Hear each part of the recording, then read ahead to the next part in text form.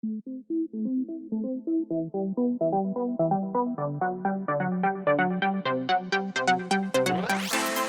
futuros emprendedores, soy Cristian Rodríguez y esta es la serie del audio resumen, donde te relato mi interpretación personal de los libros para emprendedores que voy leyendo.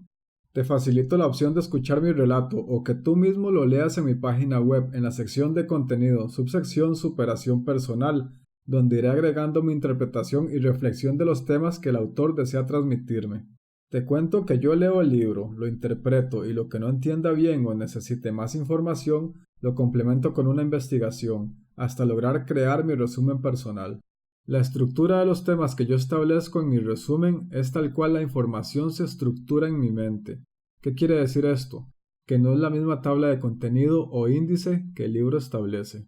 Una vez que he logrado crear mi resumen personal y ya tengo por completo estructurado y entendido la información del libro, creo mi mapa conceptual de forma gráfica, donde organizo toda la información resumida en una sola imagen. Esta imagen gráfica es muy importante, porque me permite recordar el libro sin tener que volverlo a leer. En la descripción de este video y en el primer comentario fijado te dejaré el link directo a mi resumen personal y mapa conceptual. También encontrarás un índice donde te dejaré los tiempos por cada capítulo y un link directo para comprar el libro en Amazon. Como ya viste en el titular, el resumen del libro que te narraré hoy es El mito del emprendedor. Lo he estructurado en 6 capítulos. El primer capítulo corresponde al mito. Hablo acerca del autor, la problemática en general y una introducción. El segundo capítulo está relacionado al emprendedor técnico. Menciona el origen del problema. Cuenta cómo se vive la experiencia cuando abres un negocio. Explica por qué un emprendedor decide cerrar y liquidar su negocio, y un análisis del problema. El tercer capítulo habla sobre las personalidades del propietario. Explica la personalidad emprendedora y sus cualidades. Explica la personalidad administradora y sus cualidades. Explica la personalidad técnica y sus cualidades. Y explica la personalidad mixta y sus obstáculos. El cuarto capítulo corresponde a las fases del emprendimiento. Demuestra cómo superar la etapa de apertura e inicio. Esclarece cómo aprovechar la etapa de ayuda y contratación. Explica por qué el crecimiento te lleva a la catástrofe. Y comenta cómo superar el crecimiento y llegar a la estabilidad. El quinto capítulo habla acerca del sistema de franquicia. Explica qué es un sistema empresarial. Evidencia por qué debemos documentar y crear un prototipo. Afirma que debemos apoyarnos en la innovación y calidad, y un análisis del problema. Y el sexto capítulo nos explica cómo desarrollar el negocio. Nos enseña la importancia del propósito y la visión del negocio. Nos ayuda a entender la estrategia y la táctica. Explica la importancia de una buena organización jerárquica. Nos demuestra cómo una buena gestión y dirección nos lleva a crear una experiencia de compra inolvidable. Nos explica cómo una cultura organizacional y una fuerza laboral nos lleva a crear una filosofía de trabajo con valores éticos no negociables. Nos enseña que el mercadeo y las ventas nos permiten hablar el lenguaje de nuestros clientes. Y por último, nos enseña lo importante que es desarrollar un sistema y automatización de procesos. Esta es mi tabla de contenido y mapa conceptual, mi resumen estructural y gráfico del libro. Bueno, espero que lo disfrutes tanto como yo, y comenzamos. Primer capítulo. El mito. El libro El mito del emprendedor fue publicado en el año 1986, con el subtítulo ¿Por qué no despegan las pequeñas empresas y qué hacer para que funcionen?, escrito por Michael Gerber. Yo tengo la edición publicada en el año 2012, con 234 páginas. Michael Gerber nació en el año 1936 y para la fecha aún no ha muerto. Actualmente tiene 83 años. Contrajo matrimonio por 4 ocasiones y para el año 2006 se casó con su cuarta esposa llamada Luz Delia, la gerente general y máxima autoridad de su organización Michael Gerber Companies Incorporated. Gerber es un empresario estadounidense que ha desarrollado una escuela de negocios para ayudar a los pequeños emprendedores a crear sus negocios por medio del conocimiento. Es un consejero, asesor, consultor y conferencista empresarial orientado a desarrollar negocios, autor de varios libros sobre emprendimiento, y dirige una incubadora de empresas orientada a una capacitación intensiva. En el año 2010 fue nombrado el gurú número 1 de las pequeñas y medianas empresas. Si has realizado algún emprendimiento te has dado cuenta de lo difícil que es y el gran trabajo que conlleva esta labor. Pero si nunca has emprendido, tienes la romántica idea de riqueza, salud, comodidad y libertad. Este desconocimiento te lleva a pensar que solo se necesita tiempo y dinero para crear un negocio, y por supuesto mucho esfuerzo, es decir, trabajo duro. Esto es lo que piensas, porque así te ha enseñado la sociedad. Cuando inicias tu emprendimiento te das cuenta que debes dedicarle muchas horas de trabajo duro, pero no te importa, sigues adelante, que no se diga que eres un holgazán.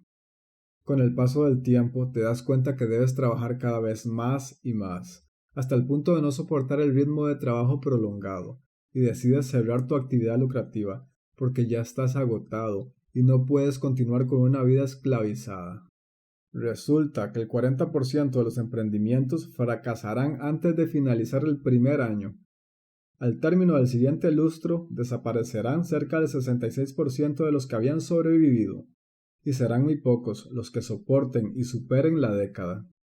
Esto quiere decir que, por cada 100 emprendimientos, 40 fracasarán antes de finalizar el primer año.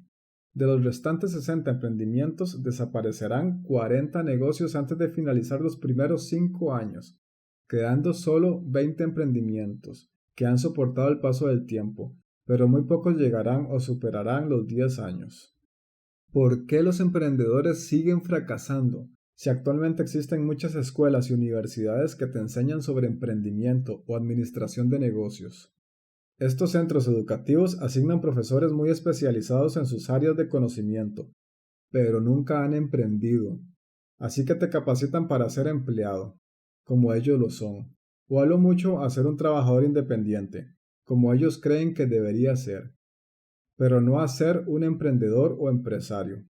Un verdadero emprendedor o empresario sabe lo que le ha costado, sangre, sudor y lágrimas, adquirir el conocimiento para crear sus negocios. Entienden que este tipo de sabiduría no lo enseñan ni se adquiere en las universidades. Un empresario exitoso, de reputación comprobada, de los que sí entienden cómo crear un negocio desde cero y hacerlo crecer hasta llegar a crear una gran empresa. No los vas a encontrar en las aulas de un centro educativo haciendo horas de clase. Ellos no van a permitir que les secuestren el tiempo para pagarle una miseria por el conocimiento que tanto les ha costado. El problema es emprender desde la ingenuidad, la ignorancia y la desesperación. Al existir la escasez del conocimiento emprendedor, donde predominan los empleados y los trabajadores independientes o autónomos, llega este libro a esclarecer el por qué los emprendimientos fracasan tanto. También te enseña el camino para cambiar la forma de pensar y desarrollar el hábito del trabajo inteligente. Adquirir el conocimiento sobre gestión y operativa de un negocio es muy fácil. Lo difícil es entender el panorama completo, organizar las ideas abstractas, crear estrategias y un plan sistemático. Sé que tienes voluntad y persistencia. Esto no te falta. Pero es muy probable que no tengas dirección y un propósito que te motive a superar cualquier obstáculo. También nos enseña lo importante que es pensar en el futuro, partiendo de un propósito para crear una estrategia de aprendizaje que nos lleve a elegir el camino para alcanzar nuestros sueños. En estos tiempos se ha incrementado una revolución emprendedora, donde muchos quieren seguir sus sueños y ser libres para vivir la vida, pero muy pocos lo logran, siendo una víctima más de su propio éxito. Puedes leer mi resumen e interpretación de este libro y entender toda la información que te estoy compartiendo. Puedes complementarlo con la lectura del libro original y sentirte tan fascinado con la revelación de una nueva forma, pero si no vives la experiencia de ponerlo en práctica, no lo comprenderás de verdad. Para poner en marcha esta nueva idea, debes estar completamente comprometido. No puedes tener una dedicación a medias.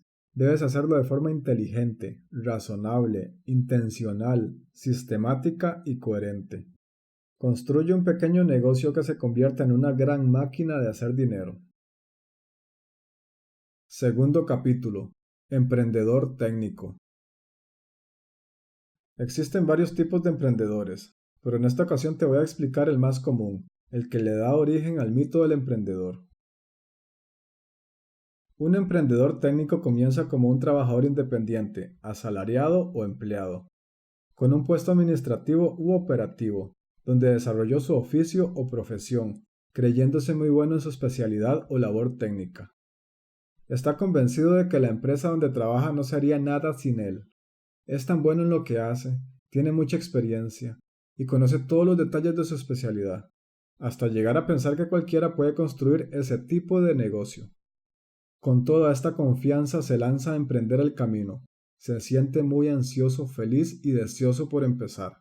Lo malo es que parte de un supuesto fatal que solo lo llevará al desastre.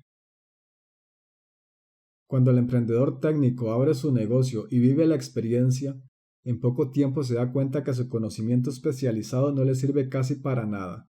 Ahora debe realizar otras labores muy diferentes a su profesión u oficio, pero esta vez no está capacitado. Debe empezar por aprender y de forma rápida cada una de sus nuevas labores. Este desconocimiento lo lleva a dedicar muchas horas para resolver sus nuevas tareas. Ya no dedicará su tiempo solo a lo que es bueno. Ahora debe trabajar 16 horas al día para capacitarse, resolver problemas y cumplir con su trabajo operativo, pero también administrativo.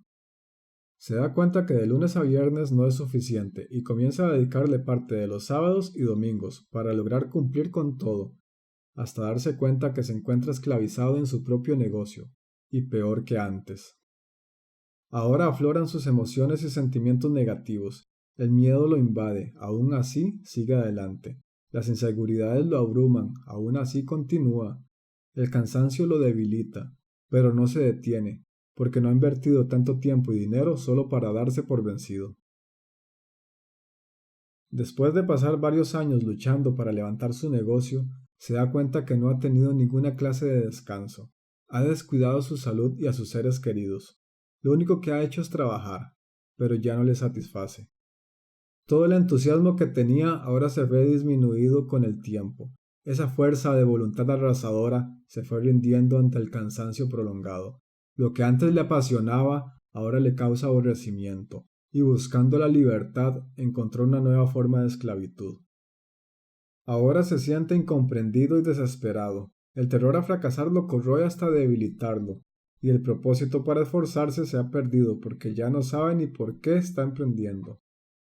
El cansancio físico y psicológico le obliga a tomar una decisión: cerrar su negocio y vender los bienes para recuperar algo de dinero, al menos una compensación por tantos años de dedicación. A pesar que se siente derrotado y le duele admitir el fracaso, este lo alivia y lo lleva a liberarse de la angustia. Todo inicia por un malentendido, una romántica creencia de que el emprendedor es libre para hacer lo que desee. Como ya te expliqué, con un pequeño resumen dividido en 3 fases, el emprendedor técnico hace todo el trabajo, porque no quiere tener un jefe, quiere sentirse libre para tomar sus propias decisiones.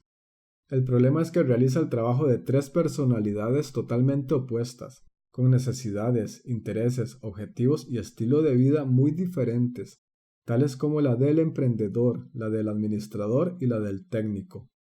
Cuando un emprendedor técnico decide construir una empresa, no lo ve como un negocio, lo ve como un lugar para ir a trabajar, y son 2 cosas totalmente distintas. Por esta razón, un profesional en contabilidad no puede pensar en otro tipo de negocio que no sea un despacho contable, un abogado en un bufet de abogados, un arquitecto en una firma de arquitectura, un albañil en un contratista de obra, un informático en servicios virtuales y soluciones de software, un soportista técnico en un taller de mantenimiento y reparación, un docente en un centro educativo, un electricista en instalación y diseño de sistemas eléctricos, un electrónico en diseño y fabricación de circuitos electrónicos, en fin, entre muchos otros. Se entiende la idea. Su profesión, oficio o especialidad los hace creer ciegamente que están muy bien capacitados para abrir y hacer funcionar un negocio orientada a su área de conocimiento. El gran problema es creer que, por ser muy bueno en su puesto de trabajo o en cualquier área de la empresa, esto lo facultaría y sería suficiente para construir un negocio. Tercer capítulo: Personalidades del propietario. La base de cualquier negocio pequeño debe estar bien cimentada para que soporte la presión ejercida por el crecimiento y la expansión. Inclusive debe contemplarse que el sistema empresarial sea escalable y duplicable. Quien desee crear un negocio debe conceptualizarlo y construirlo desde un inicio como si fuese una gran empresa. Su base se fabrica a partir de un enfoque sistémico, donde los subsistemas, procesos y personas están estrictamente vinculadas entre sí, interactuando de manera conjunta y ordenada para alcanzar un fin común. Aunque seas una sola persona, debes entender que estás construyendo una empresa donde se necesitan muchas habilidades para que el negocio funcione. Todas estas aptitudes se pueden concentrar en tres tipos de personalidades básicas para construir un negocio desde cero. Está la personalidad emprendedora, la personalidad administradora y la personalidad técnica, y otra más que corresponde a la personalidad mixta. El emprendedor es la persona que le encanta soñar, siempre está viendo y pensando en el futuro, es un visionario, ve oportunidades donde los demás solo encuentran obstáculos, y actúa a pesar de la oposición, donde los demás se detienen por excusas. Su espíritu innovador lo lleva a generar nuevas ideas, a buscar y proponer diferentes soluciones, a pensar y ofrecer distintos puntos de vista.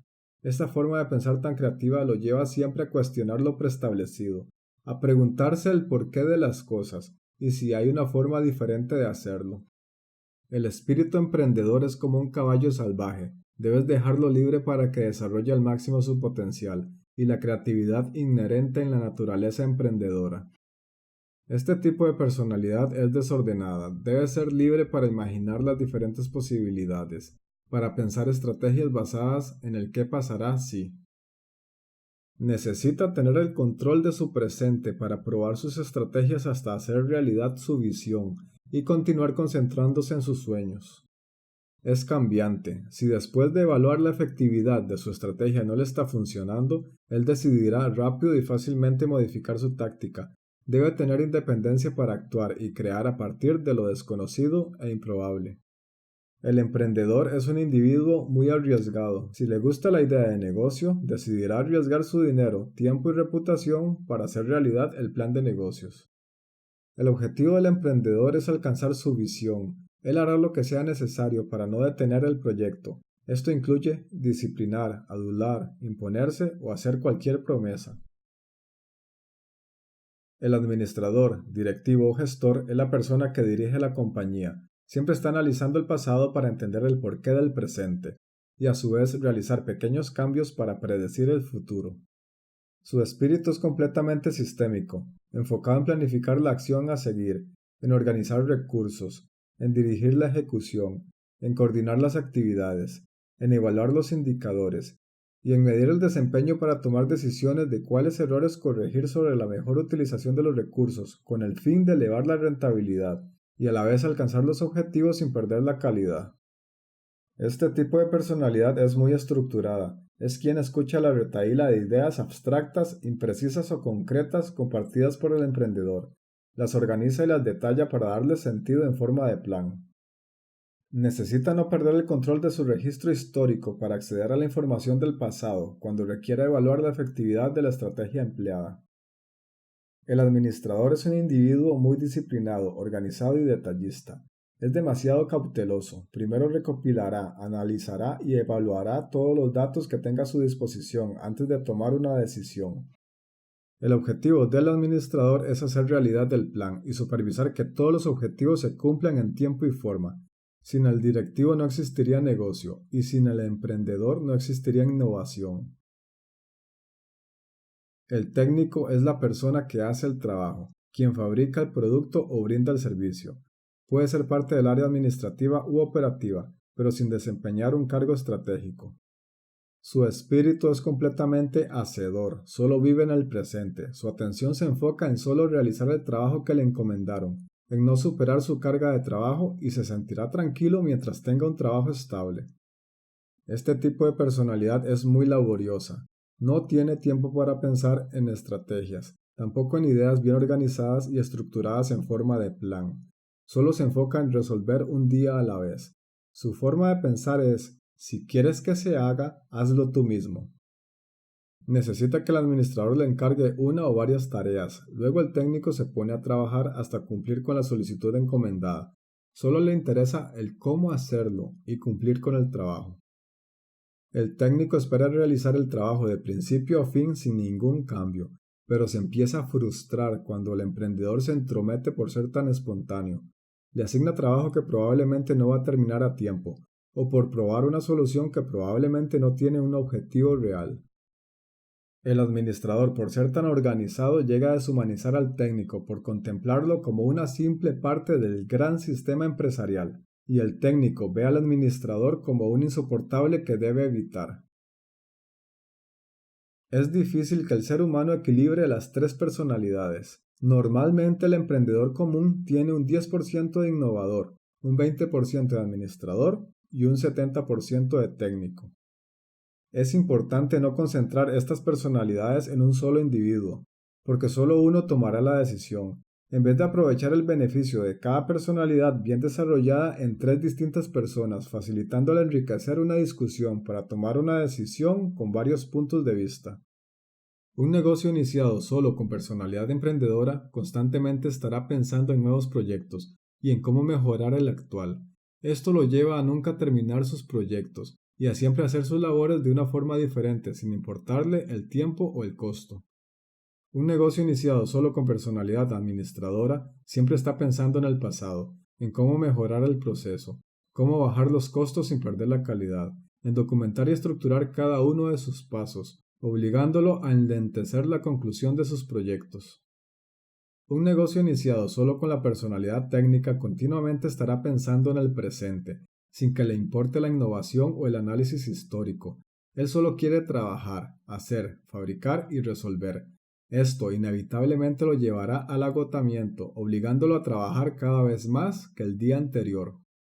Si faltara alguna de estas tres personalidades, se vieran limitadas para crecer, no tuvieran libertad para ser ellos mismos, o se restringiera el desarrollo de su potencial al máximo, todas estas limitaciones desequilibrarían tu negocio llevándolo a la ruina.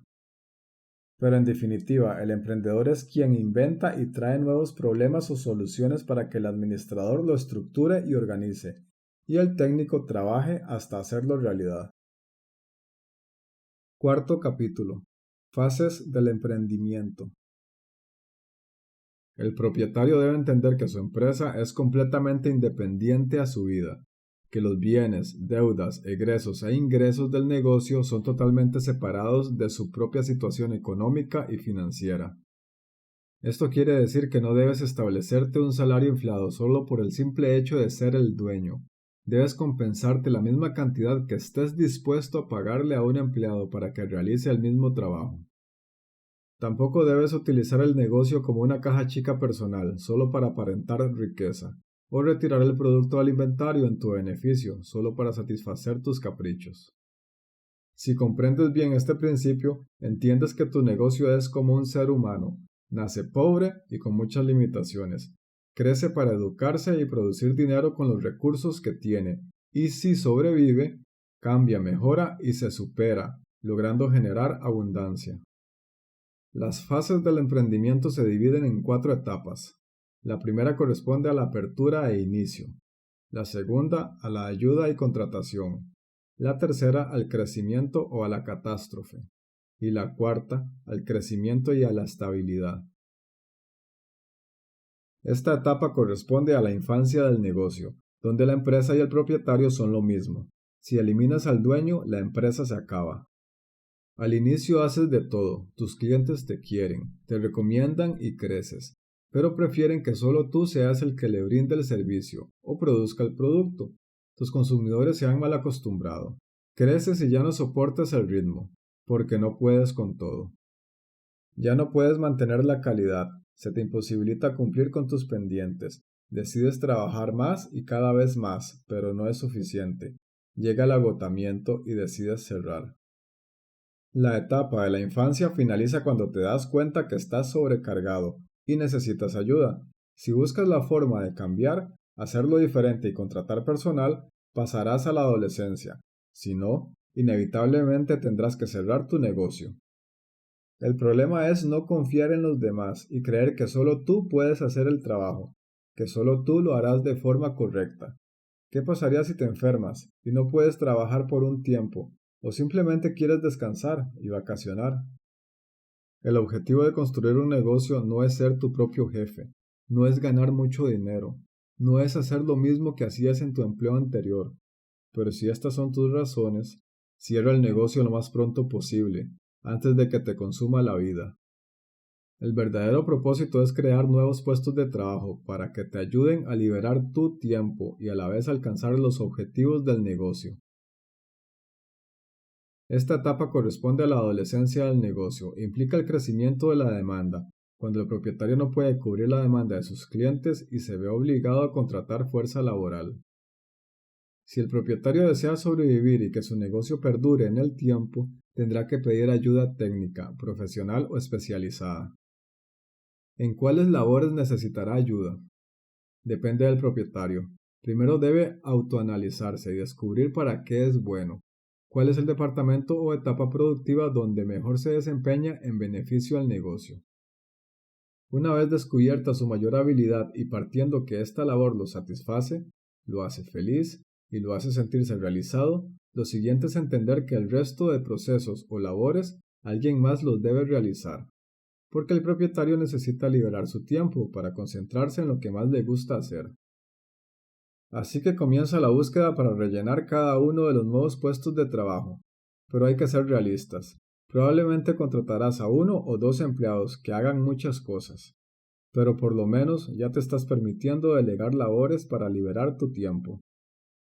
En realidad, lo haces por abdicación. Estás renunciando voluntariamente al control total y poder supremo de tu negocio, porque ahora tienes un ayudante que hace muchas cosas y esperas que él resuelva de todo, sin que te moleste con trivialidades. Tu nuevo ayudante lleva la contabilidad, contesta el teléfono, realiza servicio al cliente, recibe pedidos, gestiona la producción, entrevista y contrata personal, entre muchas otras labores. ¡Qué maravilla! Pero no todo es felicidad cuando te das cuenta que nadie realiza el trabajo como tú, que nadie se preocupa por la calidad, que todos lo hacen de una forma diferente, y según tú, la única forma de hacer las cosas y el método correcto es el creado por ti. Aquí te das cuenta que nadie se compromete y trabaja tan duro como tú. Ya no puedes confiar en tus trabajadores y tomas la decisión de volver a involucrarte en cada uno de los procesos de tu negocio. El primer problema reside en lo que esperas de los demás. Primero debes entender que tú eres el dueño del negocio y lo iniciaste porque tienes un propósito de vida y un sueño de libertad que deseas hacer realidad. Tus empleados no comparten tu misma motivación, propósito y sueños. Ellos tienen otro tipo de motivación, propósito de vida y sueños. Tú, propietario o dueño del negocio, utilizas el conocimiento y habilidades de cada uno de tus trabajadores para hacer tus sueños realidad. Así que no esperes que hagan tantas cosas a la vez, se preocupen por la calidad y trabajen tan duro como tú. El segundo problema radica en la forma que entregaste el control. Tus razones eran por abdicación directa, pero en realidad debió ser por delegación de labores. Cuando abdicas, renuncias a todo, pero cuando delegas, enseñas, guías y supervisas. Así que en esta transición debes tener tiempo para enseñar cómo hacer el trabajo. También debes ser humilde para aceptar y reconocer que otras personas harán tus labores de una forma diferente e inclusive de mejor manera. Acortarán y combinarán tareas para reducir el tiempo de tus procesos. Sé inteligente para aceptar que otras personas harán ciertas labores mejor que tú. Esta etapa aparece cuando el negocio entra a una zona de confort. Todos sus administradores y técnicos saben hacer el trabajo. Cada administrador supervisa según su capacidad gestora y de forma efectiva cierto número de subordinados, ya sean directivos o técnicos.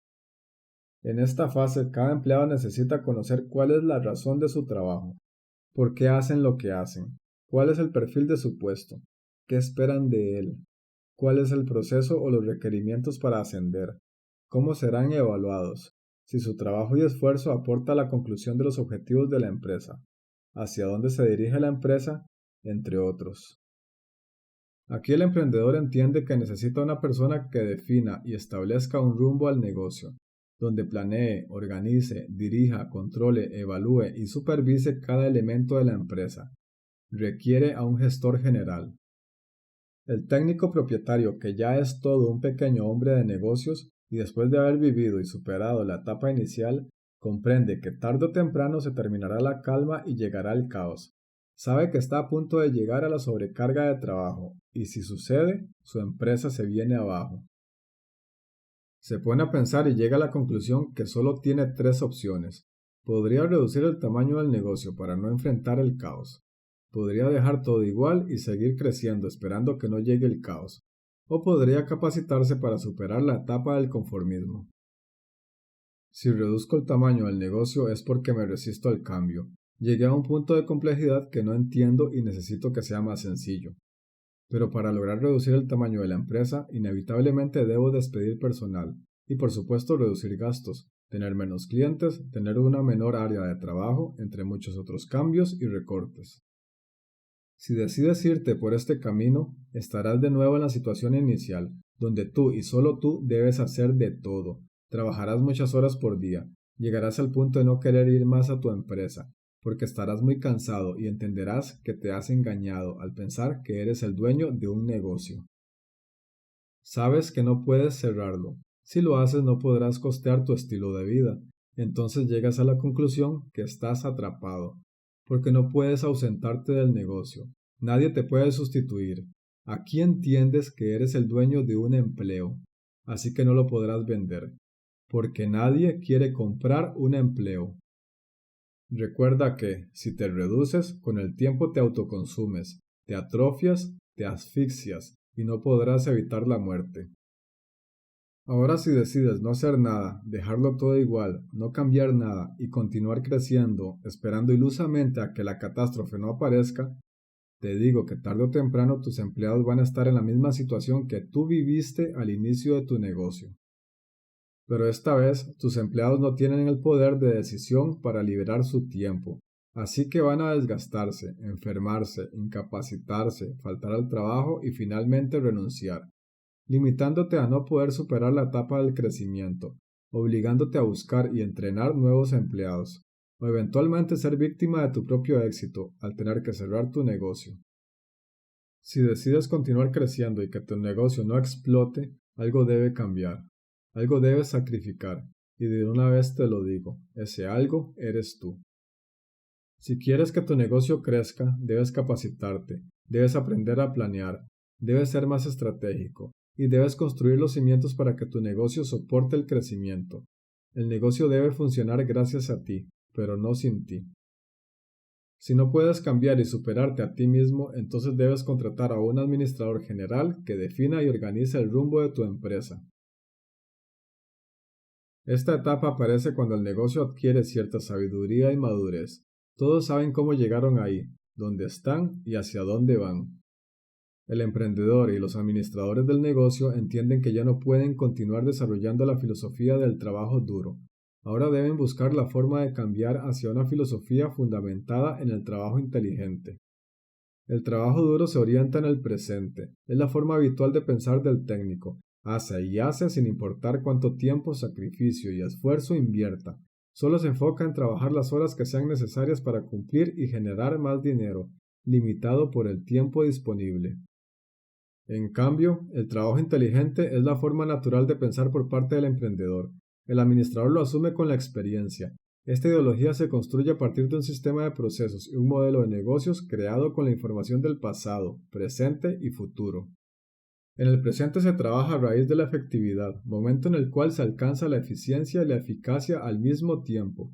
Expresado en una forma simple, corresponde a trabajar para lograr los objetivos en tiempo y forma, utilizando la menor cantidad de recursos, obteniendo el mayor provecho y reduciendo los desperdicios a un mínimo aceptable. El pasado es una fuente de aprendizaje muy útil para reflexionar, aprender y no cometer los mismos errores. El pasado es la base para crear un plan estratégico. La estrategia define cómo vamos a llegar y a dónde queremos llegar. La estrategia se construye pensando en el futuro. La misión se define estableciendo el dónde estamos y la razón de ser de la organización, utilizada como un motivo de inspiración para alcanzar la visión. y la visión tipifica el sueño de la empresa, orienta el rumbo de crecimiento y define una idea bien clara de cómo debería comportarse en el futuro. Como podrás notar, esta etapa es completamente estratégica. Busca definir el futuro y adaptar el presente para cumplirlo, en vez de trabajar solo en el presente y esperar que el futuro sea igual. También busca ver el panorama completo para construir cada una de sus piezas, en vez de concentrarse solo en una pieza a la vez y esperar que el todo se arme solo. Sería maravilloso no esperarse hasta este momento para pensar en cómo crear una gran empresa o en cómo elaborar un modelo de negocios ideal. Es mejor hacer bien las cosas desde un inicio, al definir tu propósito, misión, visión, objetivos e indicadores, y evaluar el rendimiento del plan cada cierto tiempo, hasta que tarde o temprano la visión de la empresa se alcance y debas definir otra. La perspectiva técnica modela el futuro según la situación actual, y la perspectiva emprendedora modela la situación actual a partir de cómo ve el futuro. Encuentra la oportunidad y diseña la solución, entendiendo el negocio como un producto en un estante, compitiendo por la atención del cliente. Si no te comportas desde un inicio como una gran empresa, siempre estarás limitado por el trabajo duro. Quinto capítulo. Sistema de franquicia. Debes entender que tu negocio no es tu vida, no es parte de ti. Son dos entidades completamente separadas, con propósitos de vida totalmente diferentes. Tu propósito no es servir a tu negocio, no se trata de trabajar para tu empresa, sino trabajar en tu empresa. Para lograr esto debes buscar la respuesta a estas 5 preguntas. ¿Cómo hago para que mi empresa funcione sin mí? ¿Cómo logro que mis empleados trabajen sin mi asistencia? ¿Cómo hago que mi negocio sea replicable y la copia funcione igual a la original? ¿Cómo puedo crear un negocio, ser el dueño y sentirme libre? ¿Cómo puedo realizar el trabajo que me gusta en vez de verme obligado a realizar el que debo?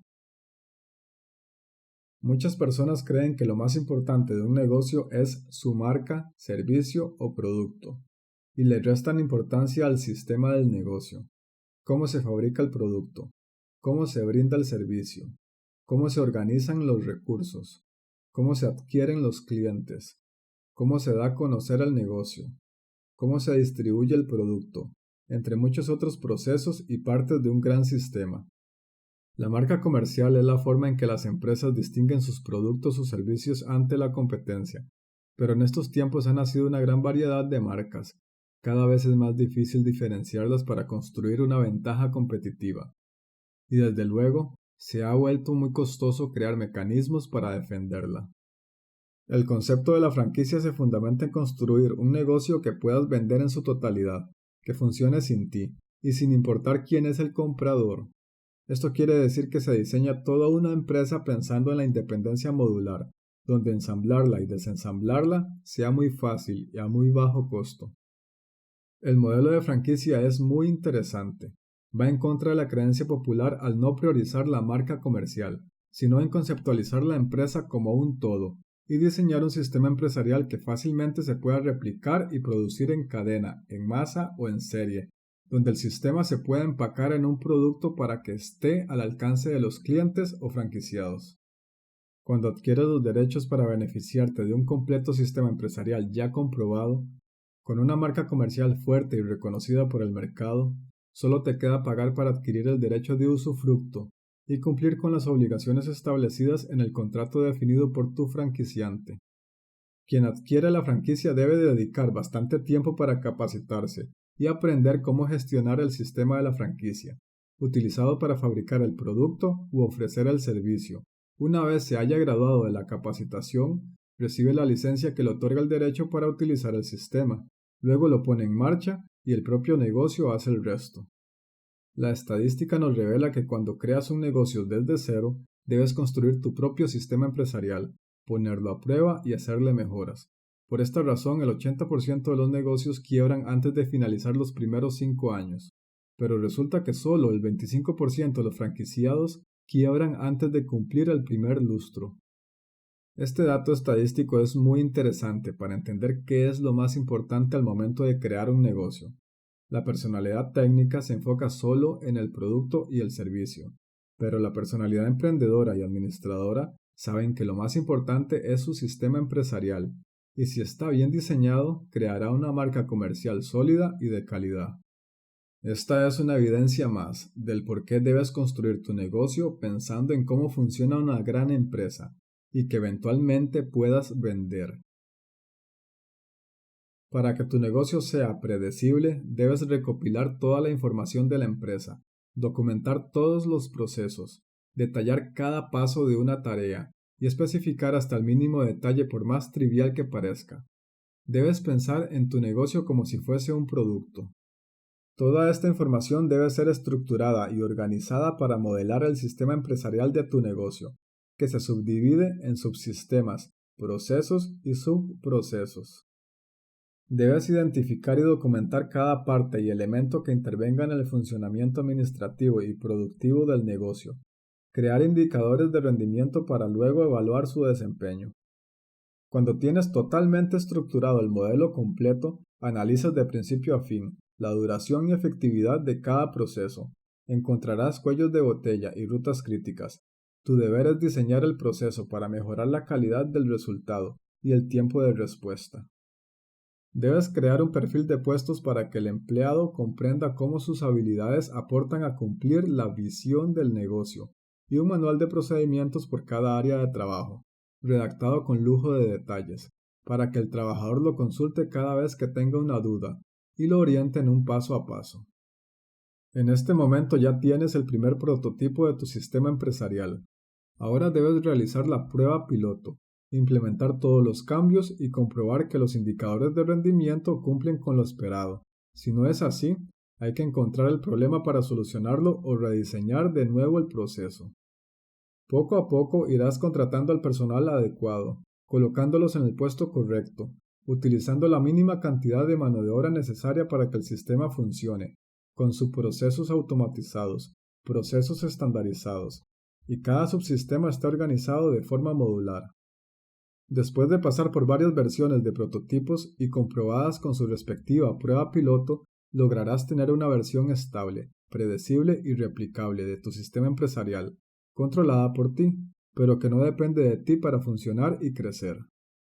En este momento puedes crear una franquicia de tu negocio o expandirte abriendo una sucursal, o sencillamente vender tu negocio para obtener una buena cantidad de dinero por un sistema comprobado que funciona con el mínimo conocimiento. Estas son algunas reglas o lineamientos muy importantes que debes seguir al momento de crear tu modelo del sistema empresarial. La empresa debe ser reconocida por su razón de ser. Este valor creará un vínculo entre las personas y el negocio, conectándolos de forma emocional, satisfactoria y gratificante. Contrata empleados con el menor nivel de experiencia y habilidades posible, solo necesarias para satisfacer las funciones de su cargo. El costo de mantener una mano de obra especializada incrementa el precio del producto. Darle al cliente un resultado de calidad de forma sistemática, donde el resultado dependa solo del sistema y no de las personas. No dirijas por abdicación, dirige por delegación. El sistema debe cumplir con una estructura y un orden impecable, donde cualquiera pueda entender cómo funciona el proceso. Debe contemplar la guía de funcionamiento por cada puesto de trabajo. Este manual de operaciones orienta al empleado de forma impersonal, estructurada y secuencial. Indica con detalle la manera adecuada de realizar la tarea y cómo debe hacer el trabajo para cumplir los estándares de calidad. Debes considerar que la experiencia del consumidor sea predecible. El servicio al cliente debe atender siempre de la misma manera. Paso 1, paso 2, paso 3. Si al cliente le gustó la experiencia de compra, va a regresar para revivirla. Debes crear una identidad al negocio y los productos, definir colores, formas, logotipos, tipografías, uniformes, tarjetas de visita, elementos de presentación, empaque y embalaje. Debes establecer un código de comportamiento que proteja a cada miembro del equipo, que saque lo mejor de cada persona y que oriente a lograr las metas. A falta de reglas, las personas crean las suyas. Si no lo haces de esta forma, el negocio controlará tu vida. pero si trabajas para crear un sistema, este te ayudará a alcanzar la libertad. Para introducir novedades en tu sistema empresarial, primero debes entender la diferencia entre creatividad e innovación. La creatividad corresponde a pensar en diferentes ideas, conceptos o soluciones originales y fuera de lo común. Pero la innovación toma el pensamiento creativo, lo organiza y lo estructura en forma de plan, para crear algo nuevo. Para aceptar como válida una innovación, primero hay que probar todas sus variantes y recopilar la mayor cantidad de datos para evaluar su efectividad, hasta lograr concluir cuál es la opción que más beneficia a la empresa. Por ejemplo, el vendedor pregunta, ¿en qué puedo ayudarte? Y la mayor parte del tiempo le responden, no gracias, solo estoy mirando. ¿Para qué continuar haciendo la misma pregunta si siempre obtienes la misma respuesta? En cambio, una solución innovadora pregunta, ¿has comprado antes aquí? Si la respuesta es sí, puedes guiarlo a una experiencia de compra exclusiva solo para clientes recurrentes, y si la respuesta es no, puedes orientarlo a una experiencia de compra especial solo para nuevos clientes. Con solo cambiar la forma en que el vendedor aborda al cliente, impacta directamente las ventas, disminuyéndolas o elevándolas en un 10%. Si no registras todos los datos derivados por cada variante de la innovación, no sabrás cuál opción mejora tus ventas o reduce el tiempo de respuesta. Aunque la acción sea cualitativa o abstracta, debes encontrar la manera de registrarlo en forma cuantitativa para lograr analizar el impacto de la innovación. Una vez que hayas superado la prueba piloto, cuantifiques el impacto sobre el negocio y tengas un proceso innovado, te toca implementarlo en forma de reglas y manuales de procedimiento, donde todos los trabajadores hagan siempre lo mismo. Es muy importante que el resultado, las personas y la empresa sean predecibles, para que los clientes sepan qué esperar y obtengan la misma experiencia y satisfacción que obtuvieron en la última compra. Así que cuando estés probando innovaciones, debes entender que estás haciendo cosas nuevas y vas a fracasar. Si no lo intentas, no descubrirás las formas en que no debe hacerse. El éxito es el peor maestro. Aprende de tus errores y desarrolla la tolerancia al fracaso. Es una de las mejores formas de aprender. El 5% de los franquiciados cerrarán su franquicia antes de finalizar el primer año. Al término del siguiente lustro, desaparecerán cerca del 20% de los que habían sobrevivido, elevando la tasa de éxito a un 75% para llegar a la década. Esto quiere decir que, por cada 100 franquiciados, 5 cerrarán antes de finalizar el primer año. De los restantes 95 franquiciados, desaparecerán 20 franquicias más antes de finalizar los primeros 5 años, quedando 75 franquiciados que han soportado el paso del tiempo y encaminados a superar los primeros 10 años. Con estos datos estadísticos podemos apreciar que el simple hecho de adquirir un sistema ya comprobado y aceptado por el mercado ha elevado la tasa de éxito a un 95% para el primer año en comparación con el 80% de los negocios independientes, o un 75% de éxito para los primeros 5 años en contraposición al 20% de los negocios creados desde cero. Podemos apreciar que el problema no es el tipo de negocio, la actividad lucrativa o el mercado, sino el tipo de personalidad que más control y dominio ejerza sobre la empresa y su productividad. A pesar que el modelo de franquicia te ofrece un sistema empresarial válido y efectivo, aún así, el 25% de los franquiciados fracasan. Esto evidencia que el problema es el propietario y su forma de pensar. Sexto capítulo. Desarrollar el negocio. El desarrollar un negocio consiste en una investigación continua de cada parte del sistema empresarial, por más pequeña que sea. Cada elemento se debe mejorar aplicando 3 fuentes del conocimiento: la imaginación creativa, la experiencia empírica y la teoría didáctica, hasta lograr pasar de acciones improvisadas a predecibles. No está de más decir que el sistema lo hace funcionar los humanos, por lo cual toda esta estructura debe ser pensada para que haya armonía, equilibrio, pasión, intención y atención. Construir el prototipo del negocio implica un trabajo constante de mejora continua y de reingeniería de procesos, donde debes acudir a las actividades de innovación, monitoreo y dirección. No puedes construir un prototipo estático y rígido, porque tiende a la destrucción. Tarde o temprano su estructura se verá afectada por el cambio del mercado y la evolución de la tecnología. Debes contemplar que sea dinámico y flexible. Por si no ha quedado claro, lo más importante no es el negocio, es su propietario. Y otro punto a clarificar consiste en concientizar que el negocio y el propietario son dos entidades totalmente separadas. Existen personas que van por la vida esperando que los sorprendan. No tienen metas, viven de manera espontánea, esperan pasivamente lo que el futuro les quiera dar, resuelven a base de la improvisación, todo lo ven como una bendición o una maldición, y lo que han conseguido es a raíz de la suerte. Está el otro grupo de personas que planean su vida, descubren lo que quieren, construyen el camino de su destino, hacen lo que sea necesario para alcanzar sus sueños. Los obstáculos lo toman como retos a superar y saben que todo lo que han conseguido es a raíz de la planeación, investigación, experimentación, perseverancia y mucho esfuerzo. La diferencia entre estas dos filosofías de vida radica en el propósito o sentido de vivir, la visión de lo que se quiere conseguir o a dónde se quiere llegar, y el plan para realizarse como persona. El comportamiento del propietario se transfiere a la empresa. Ya hemos concluido que un negocio sin un propósito, sin una visión y sin una estructura se convierte en una jaula que asfixia al propietario. Ahora debes entender que el propósito de tu negocio no es lo mismo que el propósito de tu vida, que la visión de tu negocio no es la misma que la visión de tu vida, y que el plan de tu negocio no es lo mismo que el plan de tu vida. Está de más decir que los ingresos de tu negocio no son tuyos, son solo de tu negocio. Debes crear un plan de distribución de dividendos donde esté contemplado el crecimiento del negocio y el plan anual de utilidades a los socios. Si asumes el flujo de efectivo de tu empresa como tu caja chica personal, estarás ahogándola lentamente, robando el dinero de tus empleados y deteriorando la calidad de la experiencia de compra de tu cliente.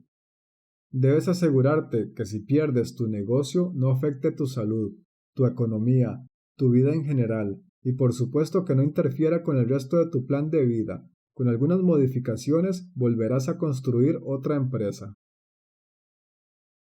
Una vez que descubras lo que quieres llegar a ser en tu vida y seas consciente que la realización personal solo depende de tu ser, tu libertad, tu crecimiento, tu conocimiento y tu capacidad de cambiar, y definitivamente no depende del simple hecho de hacer cosas. Esto quiere decir que primero debes crear tu plan de vida y después podrás concentrarte en la visión, el plan, la estrategia, el sistema y el prototipo de tus negocios.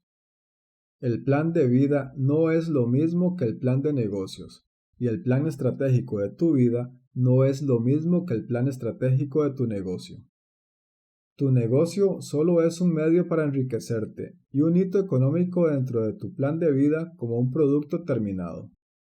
El plan estratégico, ya sea para tu vida o para tu negocio, consiste en descubrir el propósito o el para qué lo haces. Luego identificas la situación actual, interna y externa. Organizas los recursos disponibles, tales como físicos, económicos, financieros, tecnológicos y humanos. Y por último, defines lo que se desea alcanzar por medio de la misión, visión, objetivos, metas y táctica. La estrategia son acciones que se establecen pensando en el futuro. Orienta el camino de cómo se quiere llegar. Se definen objetivos a corto, mediano y largo plazo, y se detalla el paso a paso de cómo alcanzar cada objetivo estratégico. El objetivo estratégico se define contestando 5 preguntas fundamentales. ¿Cuánto dinero va a generar? ¿La oportunidad de negocio me satisface? ¿Quién será mi cliente? El ámbito del negocio será local, regional, nacional o internacional. El tipo de negocio será al detalle, al por mayor o combinada. No puedes predecir cuánto dinero vas a generar, pero no importa, al inicio no tienes la forma de saberlo. Define cuánto es lo mínimo en dinero que necesitas para sostener tu estilo de vida básico y para que el negocio subsista y crezca. Este dinero mínimo es la cantidad que necesitas para mantener tu independencia y libertad. A medida que trabajes se irá incrementando. Luego, si lo decides, podrás vender el negocio completo. ¿Por qué alguien querría comprarte el negocio? Porque es una maquinita de hacer dinero, porque lo has diseñado para que funcione, y porque es absolutamente predecible haciendo lo que promete en cada momento. Un ejemplo de objetivo estratégico es: actualmente tengo una tienda que produce ventas anuales de $500,000. En los próximos 5 años abriré 3 tiendas más, para que genere $2 millones al año, cuyo beneficio será el 10% que representa $50,000 por tienda, o 200,000 por las 4 tiendas. Si al séptimo año vendo mi negocio, puedo esperar en mi cuenta bancaria no menos de $1,500,000. Antes de abrir la segunda tienda, debes ser consciente que la primera tiene que funcionar sin ti, por lo cual tienes que comenzar a documentarlo todo. La empresa o la idea de negocios que desees desarrollar debe garantizarte una economía satisfactoria y una realización como persona. Si esta oportunidad de negocio no te ofrece mínimo estos requerimientos, entonces déjalo antes de que consuma tu preciado tiempo. La oportunidad de negocio define el tipo de empresa que necesitas crear, establece cuáles son los consumidores interesados, determina el producto que debes fabricar o vender y el servicio que acompaña a ese producto. El producto debe resolver al menos una necesidad. Está conformado por el producto genérico y el producto específico. El genérico es el producto físico, lo que se lleva el cliente en sus manos, y el específico es la experiencia de compra, las emociones y sentimientos que acompañan al adquirir el producto. Te ofrece tranquilidad, orden, poder o amor. Las personas compran para satisfacer sus necesidades, para reducir sus miedos, para experimentar sentimientos y sensaciones. Debes conocer a tus posibles clientes para descubrir al consumidor más probable. Esta población se clasifica por su edad, sexo, ingresos, estatus, educación, entre otras. Para descubrir cómo ofrecerle una experiencia de compra inconsciente, debes analizar su demografía y psicografía. La demografía es la ciencia que estudia la población humana, su dimensión, estructura, evolución y otras características generales. Nos evidencia la realidad del mercado y nos dice quién es nuestro cliente. La psicografía dentro del campo de la mercadotecnia estudia y clasifica a las personas según sus actitudes, aspiraciones y otros criterios psicológicos. Nos evidencia la realidad inconsciente del mercado y nos dice por qué compra el cliente. Estamos claros que una buena organización lleva al éxito. Entonces, ¿por qué existen negocios donde todos sus socios y empleados realizan el mismo trabajo, hasta el punto de no poder marcar el límite de la responsabilidad o la autoridad? Por ejemplo, al llevar los registros contables, cuando existan errores, no se puede identificar quién fue el que se equivocó.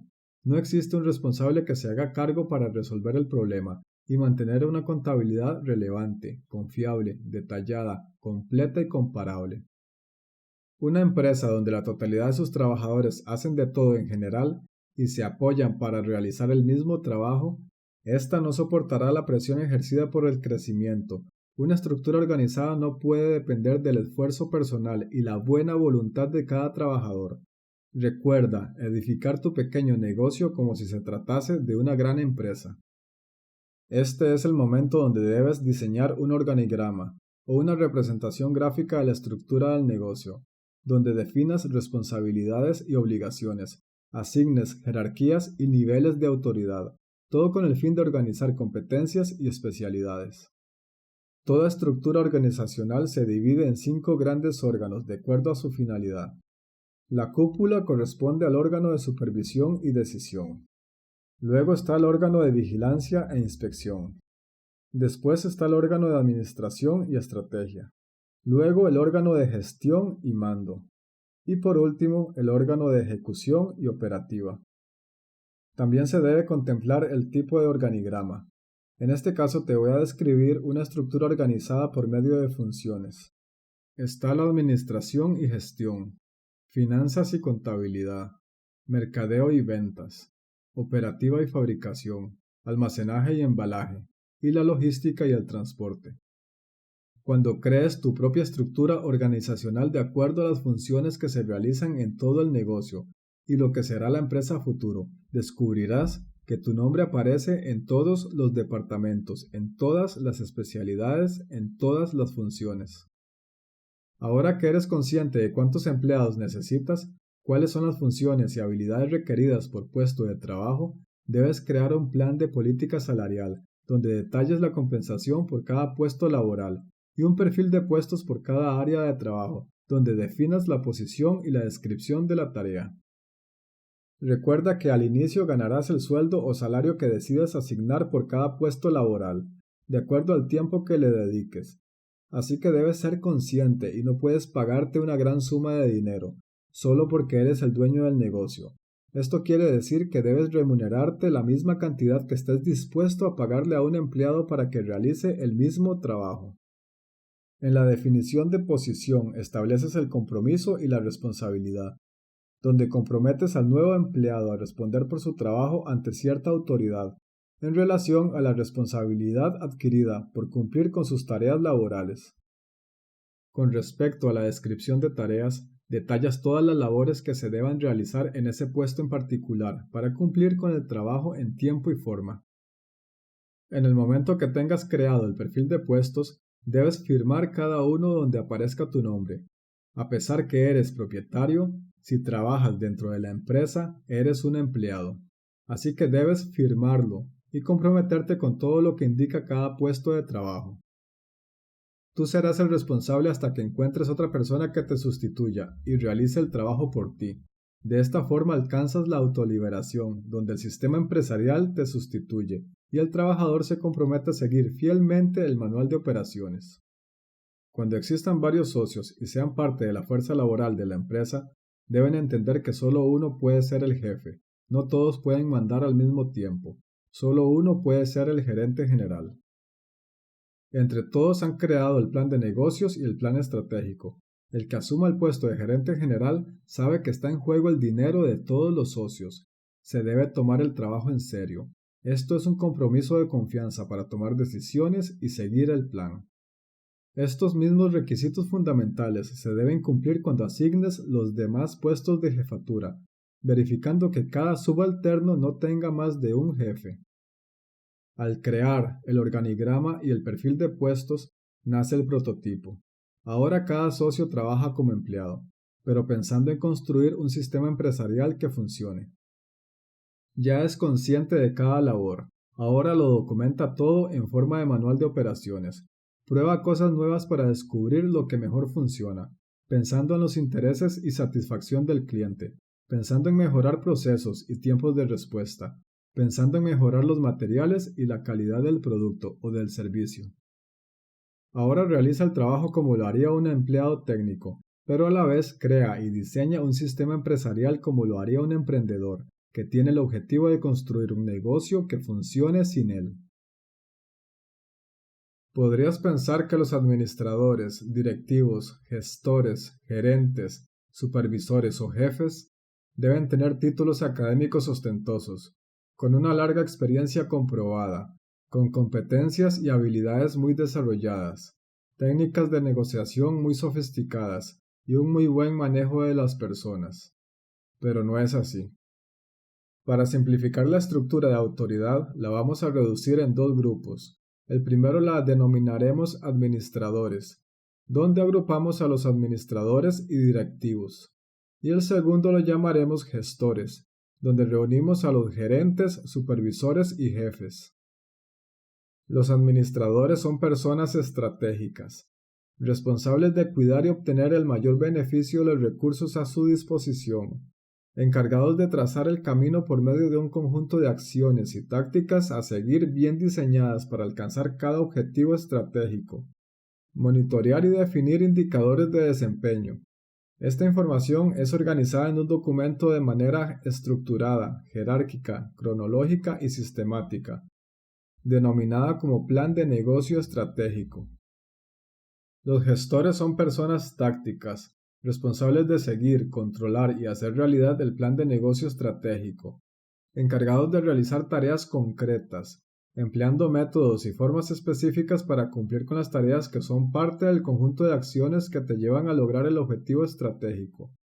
Esta información es organizada en un documento denominado Evaluación de Desempeño, donde revelan el grado de cumplimiento, miden el avance, logro, éxito y progreso de cada actividad, comunicando los factores que influyen de modo positivo o negativo. Este tipo de personas son sustituidas por un buen sistema de dirección, donde la estrategia del prototipo simplifica la toma de decisiones, predice el trabajo de los empleados y produce el resultado deseado. El sistema de dirección les enseña a los gestores recién contratados cómo deben de actuar, pero en realidad no es una herramienta de dirección, sino de marketing. Su objetivo consiste en ser efectivo al momento de hallar los clientes y conservarlos de forma rentable. El sistema de dirección se debe automatizar lo más que se pueda. Entre más automático sea, más efectivo será. Consiste en brindarle al consumidor una experiencia de compra inolvidable, donde se tome en cuenta cada detalle hasta lograr superar las expectativas del cliente, con el fin de fidelizarlo.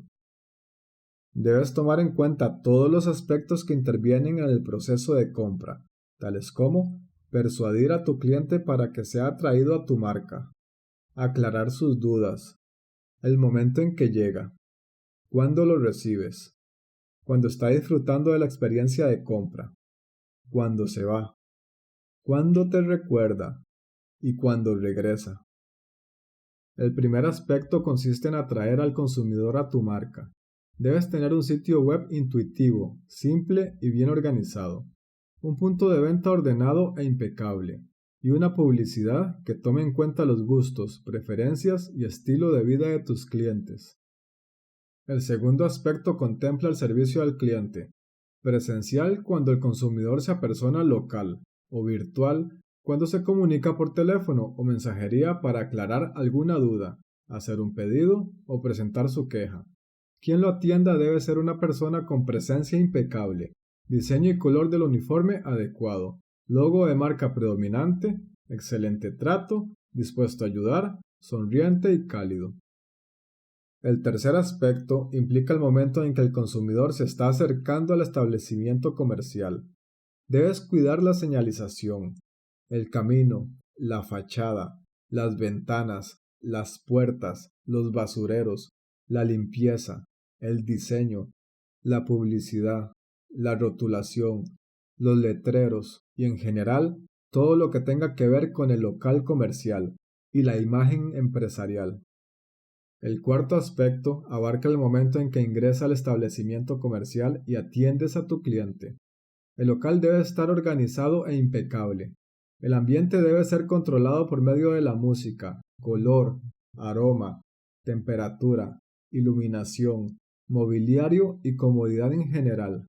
Y la recepción debe estar capacitada en atención al cliente. El quinto aspecto toma en cuenta todas las sensaciones vividas cuando está disfrutando de su experiencia de compra. Aquí debes cuidar la mayor cantidad de detalles posibles. Por ejemplo, el diseño, los adornos, la comodidad, la ergonomía, la limpieza impecable, el orden, las texturas, los sabores, la aromatización, la ventilación, la climatización, los niveles de iluminación, la domótica, la inmótica, la protección, el entretenimiento, la señalización, la comunicación, la experiencia, la sorpresa, la vista y el ambiente en general. Entre menos haga el cliente y más automáticos sean los servicios, es mejor. Preocúpate por conocer a tu cliente. Registra y guarda toda la información que obtengas de él. Hazle preguntas cada vez que puedas, de modo sutil, sobre sus gustos, preferencias y estilo de vida. Luego sorpréndalo con un detalle. Le regalas o lo mimas con el producto de su marca preferida. De esta forma le demuestras que lo escuchas y le interesas. El sexto aspecto contempla el momento en que se va o se despide del establecimiento comercial. En este momento puedes ayudarle con cualquier otra cosa que no sea sobre tu producto o servicio, tales como ayudarle con alguna dirección, recomendarle algún lugar, conseguirle un vehículo de alquiler o un transporte privado, ayudarlo en algo más, desearle buen viaje o un buen día, despedirlo con una gran sonrisa y hacerle entender que aquí se le está esperando con los brazos abiertos. El séptimo aspecto consiste en estar presente en la mente del consumidor. Como ya tienes los datos personales, puedes enviarle un correo electrónico en las fechas especiales, como en los días festivos o el cumpleaños. Puedes llamarlo para ofrecerle algún tipo de descuento o beneficio. El octavo aspecto comprende el momento en que el consumidor regresa y se convierte en un cliente recurrente y fidelizado con tu marca. Cuando el cliente regresa es porque se enamoró de su última experiencia. Aquí no le preguntas nada, porque ya tienes toda la información y estás más que preparado para ofrecerle la misma experiencia por la que retornó. Debes facilitarle el proceso al cliente. Todo debe ser fácil, sencillo, automático y predecible. Entre menos te vea, será mejor. Pero debes estar atento para atender cualquier inconveniente o ayudarlo de alguna manera. Entre menos haga el cliente y más automatizada sea la experiencia, te facilitará la complejidad del trabajo y permitirá que el consumidor cree recuerdos a partir de las emociones positivas, se relaje y disfrute de las sensaciones. Si haces todo esto, tu cliente se convertirá en parte del sistema de dirección. El sistema conoce lo que le gusta, garantiza que lo obtendrá siempre de la misma manera y en el momento adecuado. Toda esta predictibilidad es causada por el manual de operaciones. No es más que una lista de actividades a ser comprobadas, bien estructurada utilizando codificación de colores y organizada por labores, como la limpieza, la organización, los detalles, la atención al cliente, entre muchas otras. Pero lo que asegura la predictibilidad son diagramas o dibujos que demuestren cómo, dónde y en qué forma deben hacerse o colocarse las cosas. Esto permite que un empleado nuevo, sin conocimiento y experiencia, se entrene casi al instante y garantice un resultado idéntico. Cuando nos referimos a un sistema, nos imaginamos a una máquina incansable. Si hablamos de predictibilidad, nos imaginamos a un grupo de personas que realizan el mismo trabajo, de la misma forma, al mismo tiempo, con la misma técnica, hasta producir el mismo resultado. Y si nos referimos a los trabajadores, empleados o personas, sabemos que son seres humanos con diferentes capacidades y expectativas ante la vida. El simple hecho de seguir a la perfección una lista de comprobación que nos limita la creatividad, nos impide desarrollarnos y nos hace sentir estancados hasta el punto de cansarnos por la monotonía. Me hace preguntarme, ¿qué tan beneficioso es construir un sistema tan perfecto que nos asegure obtener resultados idénticos, sin importar cuál sea el empleado que realice el trabajo, y que por capricho este trabajador no quiera seguir la lista, o por negligencia se salte pasos, porque no entiende el para qué o no los ve necesarios? ¿Cómo hacer para que las personas no se cansen del sistema y sigan de forma incuestionable e inequívoca un manual de operaciones tan específico? La respuesta es muy sencilla y se estructura en tres grandes aspectos. El primero corresponde a la administración del recurso humano, el segundo a la gestión del recurso humano y el tercero a la cultura organizacional. Cada trabajador se hace responsable de sus propias labores y listas de comprobación. Cuando termina cada labor debe firmar la lista correspondiente para confirmar que ya realizó el trabajo. Se la entrega al supervisor y él verifica que el plan se esté cumpliendo según las obligaciones acordadas. El que no haga el trabajo o que no siga el plan será causa de despido inmediato. Somos seres humanos únicos. Cada uno reaccionamos de acuerdo a nuestras emociones, sentimientos y forma de pensar. Decidimos en base a nuestros hábitos, costumbres, creencias, valores, actitudes y tradiciones. Desarrollamos nuestro intelecto en base a nuestras aptitudes, habilidades, experiencias y conocimientos. Todo esto nos hace ser personas con expectativas de vida muy diferentes. La cultura organizacional es un sistema humano muy complejo, donde se agrupan a varios individuos para que trabajen en equipo y consigan un bien común. Todas estas personas únicas deben estar dispuestas a relacionarse con entusiasmo y en armonía, donde todos laboran para beneficiar a su compañero y alcanzar el objetivo de la empresa. Lo complicado de este concepto es que cada individuo es diferente. En el momento que una persona no quiera seguir el plan, crea un ambiente de confusión y hostilidad, donde afecta a tu compañero, y éste con buena actitud y disposición quiere la armonía, pero esto no le importa al trabajador problemático. Todo funciona bien hasta que el trabajador no sigue el plan, demostrando que no le interesa al cliente, no le importa el trabajo de sus compañeros y menos los objetivos del negocio. Todos trabajan para obtener un salario. Esta remuneración es producida por el sistema del negocio. También quieren sentirse apoyados.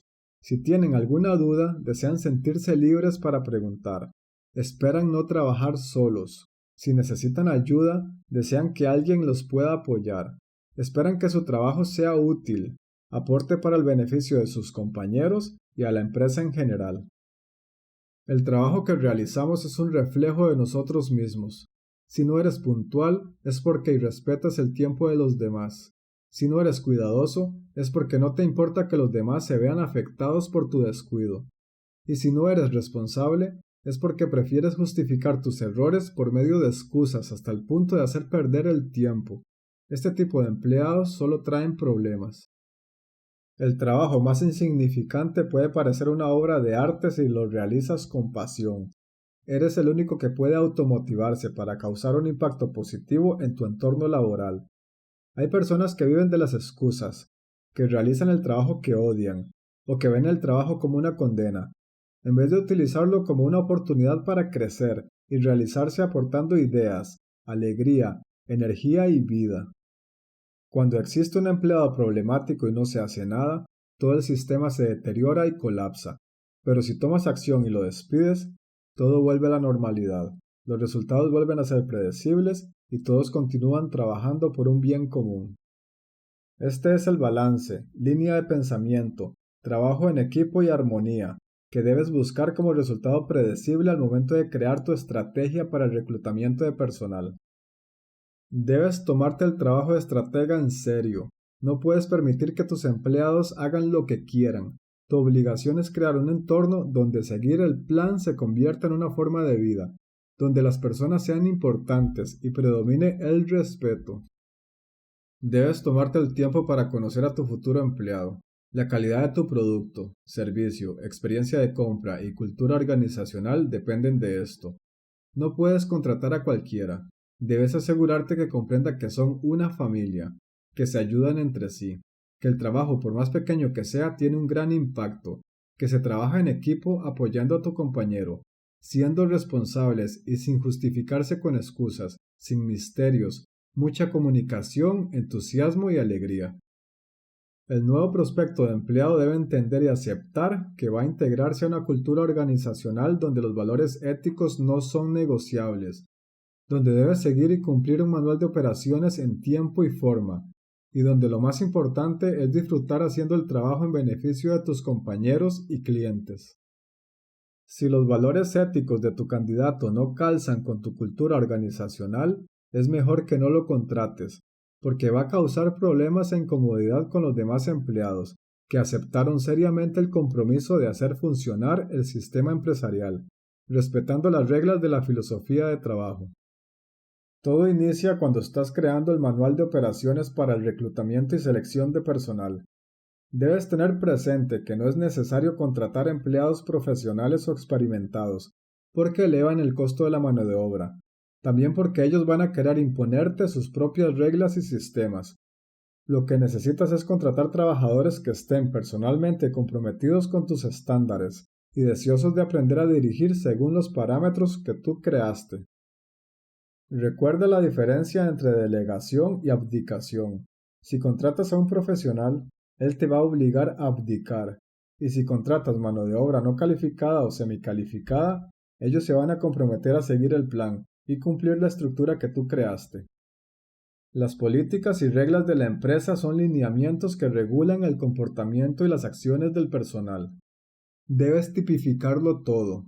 Lo que no contemples te jugará en contra en un futuro. Por ejemplo, aquí se establece el código de vestimenta y las causas por las que un empleado puede ser despedido de forma inmediata.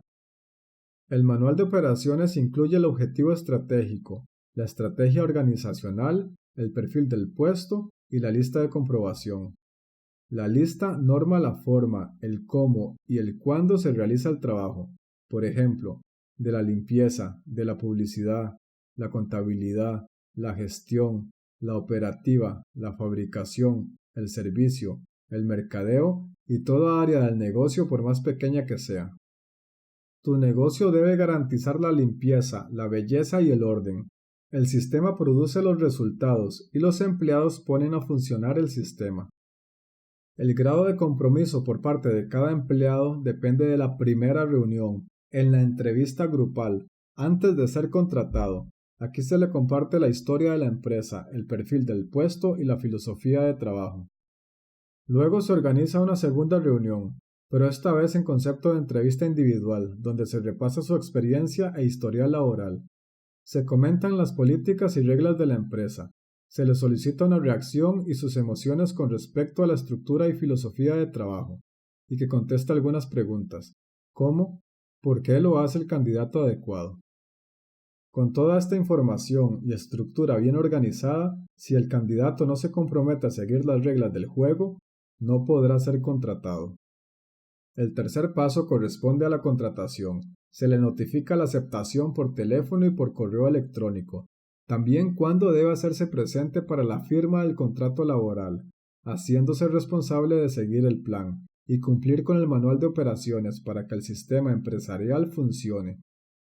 La capacitación e integración consiste en presentarle al jefe. Se le muestran las instalaciones y el sistema empresarial en pleno funcionamiento.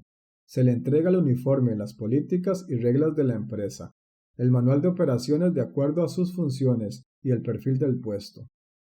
El error radica en hacerlo pasar por un proceso de reclutamiento, entrevistarlo, examinarlo, seleccionarlo, contratarlo, capacitarlo, integrarlo a la empresa, que empiece a trabajar y por último, querer que se integre a una cultura organizacional donde no acepta o comparte las reglas del juego.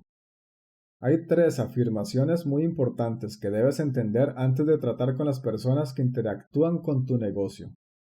Primero, el cliente no siempre tiene la razón, pero nuestro trabajo es hacerlo sentir como si la tuviese. Segundo, todo empleado tiene la intención de ser el mejor en su trabajo. Cuando no pueda lograrlo, debe tener la actitud de continuar intentándolo. Y si no lo desea, deberá dejarnos. Y tercero, todo lo que sabemos hacer debe ser evaluado a través de lo que desconocemos.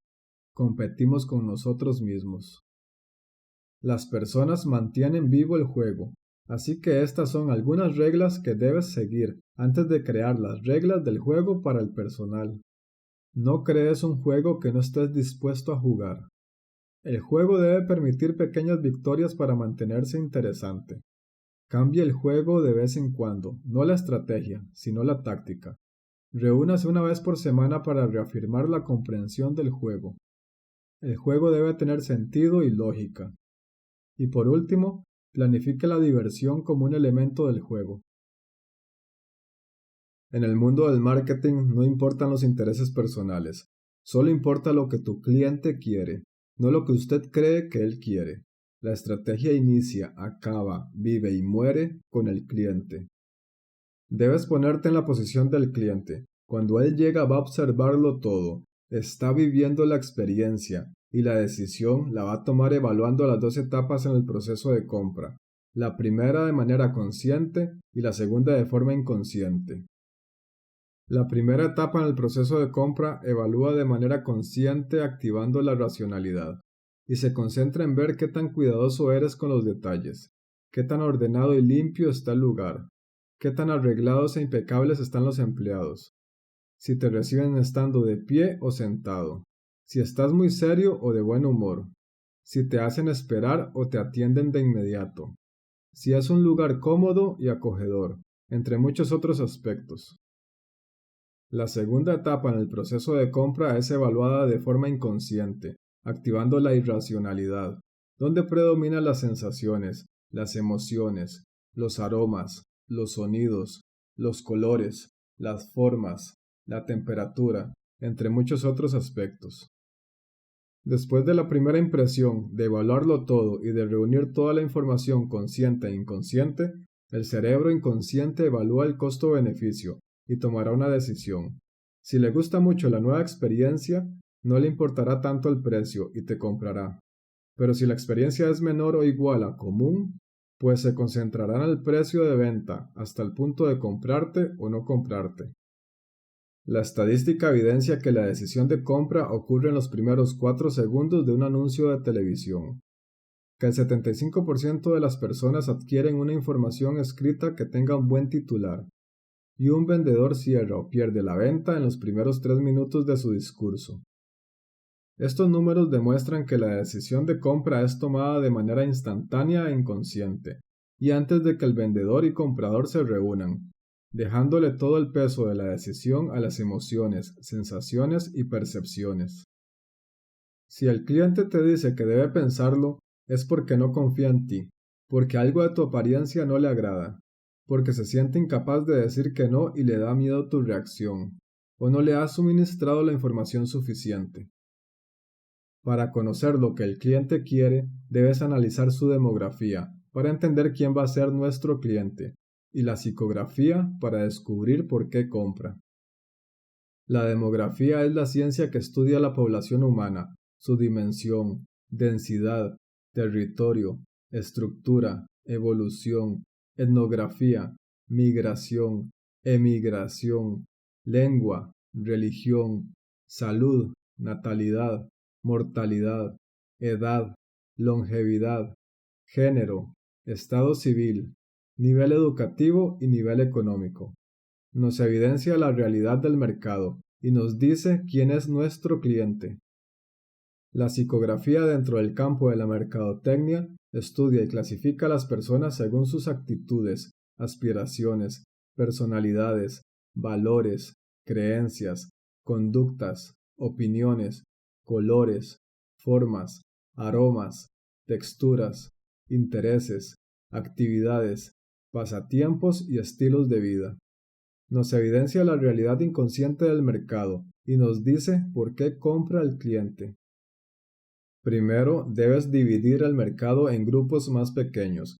Esta segmentación la realizas por medio del estudio demográfico. Luego puedes mejorar tu filtro por medio de un estudio psicográfico, para reducir el grupo de compradores a subgrupos más pequeños y homogéneos. Una vez que descubras de manera científica quién va a ser tu cliente, puedes empezar a construir el prototipo para satisfacer sus necesidades inconscientes. El cliente no siempre sabe lo que quiere. Si no percibe que necesita algo, entonces no le dará la importancia, aunque sí lo necesite. Aquí está el reto. El mercadeo es el medio para aprender a comunicarnos y hablar el lenguaje de nuestros clientes. Si no lo entendemos, él no nos escuchará ante la multitud.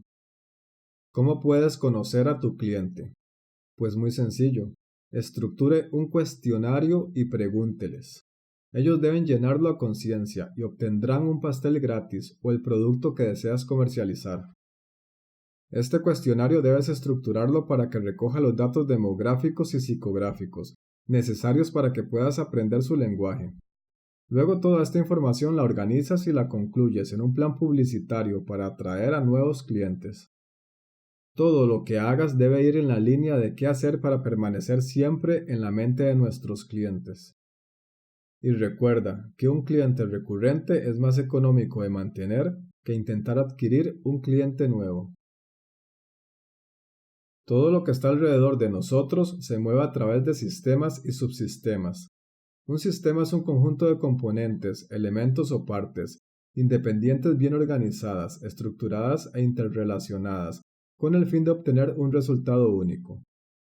Este resultado único se genera a partir de iniciar o ejecutar un proceso, secuencia de instrucciones o conjunto de acciones, que recibe una entrada o insumo. Esta es transformada o procesada para producir una salida, documento, producto o resultado, que podría ser utilizado como entrada en otro proceso. Todo sistema tiene un fin o una función para la que fue creado. Todo sistema o subsistema es parte de un sistema más grande, y todo sistema o subsistema puede verse como un proceso o colección de procesos dentro de un gran sistema. Todo sistema se ve afectado por su ambiente externo. El sistema debe ser flexible y adaptable para ajustarse al entorno, y que éste no le perjudique. Si un proceso, sistema o subsistema falla, este afectará la integridad del resultado, haciendo que el sistema completo sea impredecible e inconsistente. En resumen, un sistema es un conjunto de componentes que están vinculados entre sí, y en función a esta relación interactúan para alcanzar un objetivo común. Existen muchos tipos de sistemas, unos muy grandes y otros muy pequeños.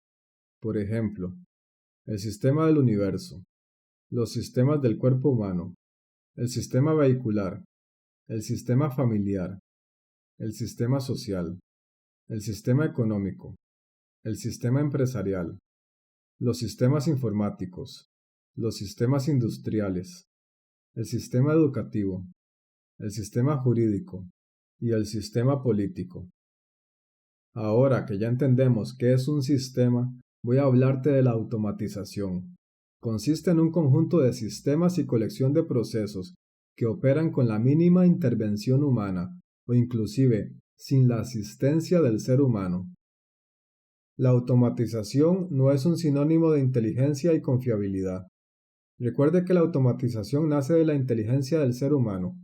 Depende del recurso económico que se le destine, del tiempo que se le dedique, de cómo sea diseñado y cómo se implemente.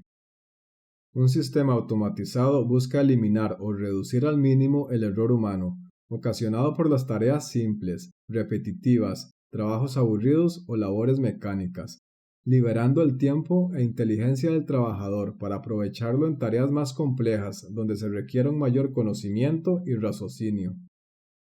Los beneficios de la automatización impactan directamente en la productividad y la eficiencia del resultado. Al estandarizar y simplificar procesos, reduce el tiempo de respuesta, agiliza la producción, asegura la predictibilidad, reduce los costos, garantiza la calidad, disponibilidad 24/7, repetición permanente, reduce los desechos, elimina el tiempo ocioso, facilita el control, análisis y monitoreo operativo y administrativo. Te muestro 4 formas muy necesarias para automatizar un negocio: la automatización empresarial, la automatización informática, la automatización industrial y la automatización inmobiliaria. Me imagino que has oído hablar de la famosa regla del 80-20. Enfocada a las ventas, quiere decir que el 80% de los ingresos son producidos por el 20% de los vendedores. Pero, ¿qué hace el 20% de los vendedores que el resto no realiza? Sencillamente emplea un sistema para su proceso de ventas, apoyado con un sistema de información, donde almacena los datos de forma digital para luego poderlos consultar y analizar. Toda la información obtenida en este proceso debe registrarse en el sistema informático y guardarse en la base de datos. De esta forma se puede dar seguimiento a la efectividad del sistema del proceso de ventas y a los vendedores. Un sistema de negocios es una integración total, conformada por personas, sistemas informáticos, sistemas industriales y sistemas inmóticos, todos orientados a satisfacer las necesidades del mercado, a crear una experiencia de compra inolvidable y, por supuesto, a generar utilidades. Esta fue mi interpretación del libro El mito del emprendedor, un libro para emprendedores y cambiar la forma de pensar. Recuerda que en mi página web puedes encontrar esta lectura con más ejemplos y detalles para un mayor entendimiento. Si deseas comprar el libro, puedes revisar la descripción o el comentario fijado para encontrar el link directo en Amazon. Hasta luego, futuro emprendedor, y recuerda que tus limitaciones son mentales, en ti está el poder de hacer realidad tus sueños.